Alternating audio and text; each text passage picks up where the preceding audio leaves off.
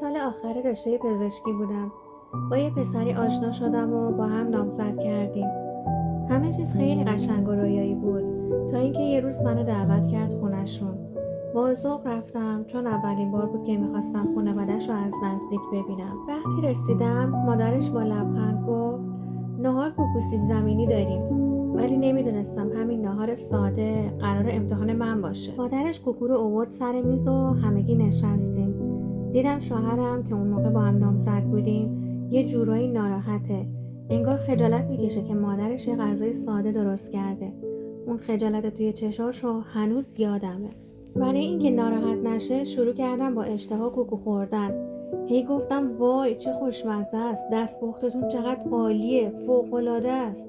اولش فکر میکردم دارم کار درستی میکنم، نه از روی چاپلوسی ها، فقط از روی محبت و احترام. نمیخواستم نامزدم حس بدی بگیره و خجالت بکشه. اما اون روز یه بذر کوچیک کاشته شد که سالها بعد ریشه زد. چند ماه بعد رفتیم خرید عروسی. همه چیز خوب پیش میرفت تا رسیدیم به انتخاب لباس و وسایل خونه. یه وسیله دیدم خیلی دلم خواستش. گفتم همینو میخوام، ولی کاش همون لحظه دلمو کنترل میکردم. مادر شوهرم گفت نه این زیادی گرونه، لازم نیست. من گفتم که ولی واقعا همینو دوست دارم. اونم گفت نه این زیادیه. منم کوتاه نیومدم چون حس کردم فقط یه سلیقه است نه دعوا.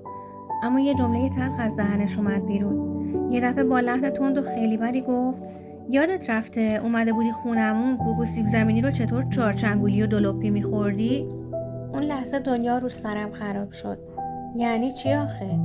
همون کاری که من با نیت مهربونی کرده بودم الان شده بود وسیله تحقیرم؟ این یه شوخی نبود، یه سیلی بود و درست همونجا یه چیزی توی دلم شکست.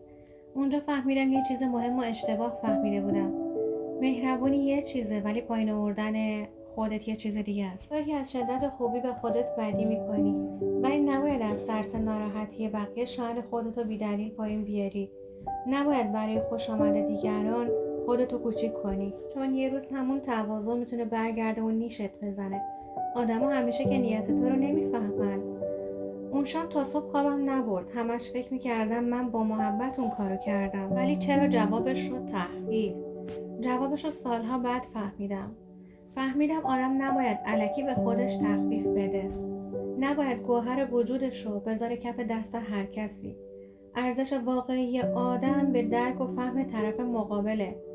بعضیا گوهر میخوان، بعضیا فقط برقشو. دوست گلم، من سنا هستم و خوشحالم که داستان رو تا انتها گوش دادی. خوشحال میشم چنل رو ساب کنی و منتظر داستانای قشنگ دیگه هم باشی.